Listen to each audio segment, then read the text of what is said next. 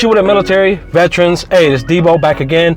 Today we're going to be evaluating some VA decision letters from some veterans who have had their VA disability claim adjudicated. However, it resulted in denials. Let's evaluate these claims and see what this veteran could have done better to get service connected, as well as get an increase. Hey, let's get into it. So first off, we got this one veteran right here, claimed IBS, irritable bowel syndrome, secondary to their already service-connected major depressive disorder, or MDD, with anxious distress and insomnia disorder. Okay, so looking at this, obviously they tried to file secondary. Yes, IBS could be a secondary issue of a mental health disability. However, if the veteran is not complaining about it, they're not establishing that complaint and that causation history, the VA is going to deny them. And we can, the regular jargon 1 and 2. The second paragraph, when it says the VA medical opinion found no link between your diagnosed medical condition as well as military service. So from the evidence that the veteran supplied, more than likely, this veteran only went out and they got treatment for IBS without ever trying to establish causation. They didn't complain to their doctor enough or not at all, letting them know, like, hey, my medication for my mental health disability is causing me to have IBS. Maybe it's the stress. Stress can induce IBS-like features or stuff like that. IBS gang, I'm talking about. Y'all know I'm talking about. And they even tried to see if the veteran had in-service complaints. The VA does this. So if you file a secondary disability to an already service-connected disability, and if that medical evidence is not supporting, then they, as of now, they've been trying to see, okay, well, let's see if this veteran qualifies for, TARA or PACT Act related service connection on a presumptive basis. And they evaluated their medical evidence and showed that no, they don't, we tried to give you the benefit of the doubt. We couldn't service connect you secondary to your mental health disability. However, we did go ahead and check your medical evidence for your service treatment records to see if you actually had or if you qualify for PACT Act or TARA.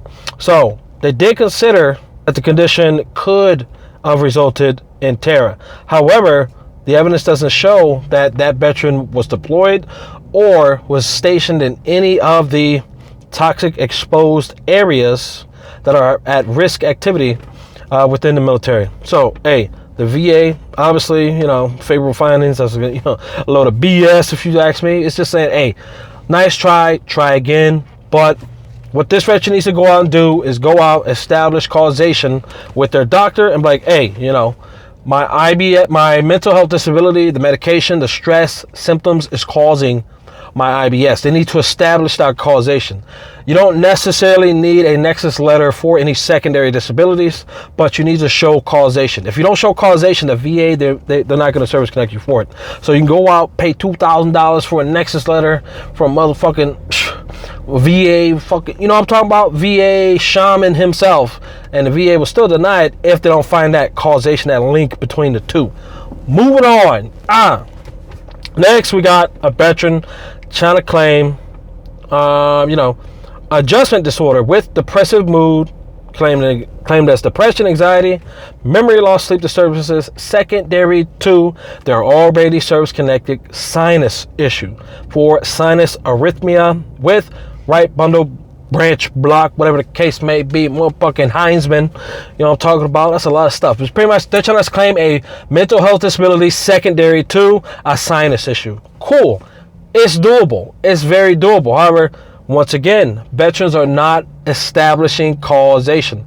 They're not complaining to their doctors. They're not, they're not doing it. They're just, okay, they say, okay, well, what can I do secondary to my sinus? I might have 10 or 20% for this, but, I'm trying to boost it up.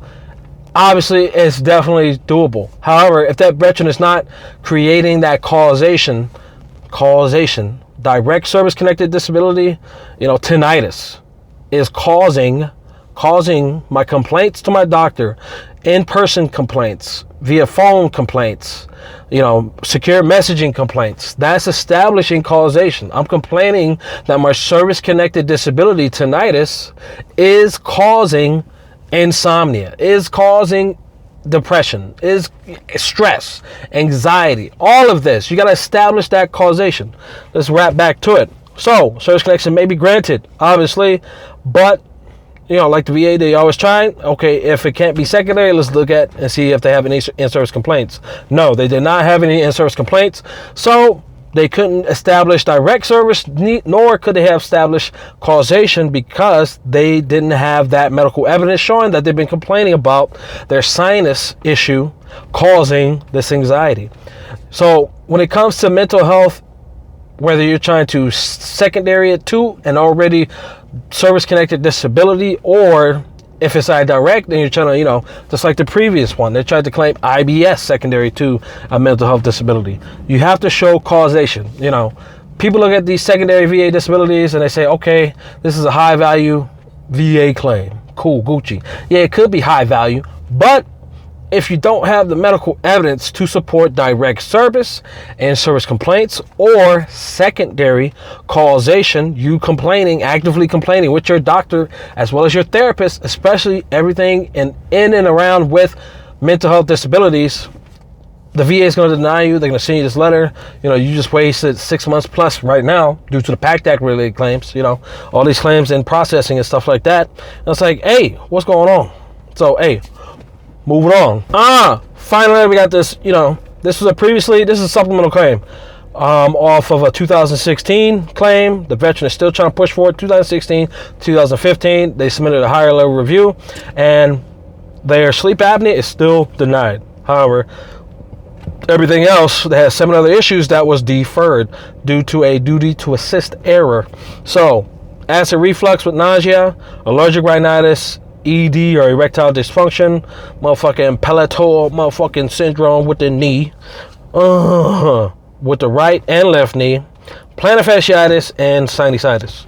Now, if this veteran has good medical evidence, if they did, they should be able to either on that next duty to assist compensation and pension exam, they should be able to go in there, hopefully educated, understand, okay, hey, I need this and that. Hopefully they went to hopefully they went to their service treatment record and their current medical treatment record to identify that information. Pull it off, print it out, take it into the DB, take it into these exams. Like I always tell veterans, I did it myself. I'm not telling y'all to do something that I haven't done myself. No, like after that 3-year period where I was like all salty about the VA, disability claims process, I was like, fuck that. I'm about to get educated. I'm about to get my benefits, I'm talking about, especially if I'm dealing with all this shit on a daily basis. Yeah, so, hey, I did my education for months. It took me about a year. I did a year's worth of, medical research and stuff like that, looking at my denied claim, reevaluating my decision letter, looking at the other veterans' denied claims and stuff on the, BVA website, Court of Appeals, to see why did they deny my sleep apnea, as well as how can I get that reversed. And I got that reversed, got that on supplemental, but it took a year and a half for me to do that education, to really understand the VA claims process, as well as what was missing from my specific claim, to see, okay, how am I going to do better to make sure I get service connected? And that's what veterans should be doing. You should be educating yourself, regardless of if you got a fucking veteran service organization, accredited claims agent, motherfucking combat chodes out here trying to help you out. You should definitely do your own research, do your own education to make sure that you are your best advocate. Make sure your medical evidence supports getting direct service connected. Secondary, there's 5 ways of service connection.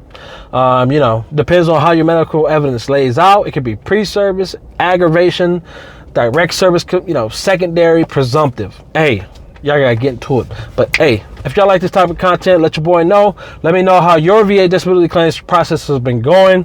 Any denied VA claims, let's talk it out in the comment section. I'm always active in the comments. Y'all got a question, I got an answer, or I will find the answer for you. But hey, until next time, y'all know what fucking time it is. It's motherfucking Debo. I'll say Gucci with it.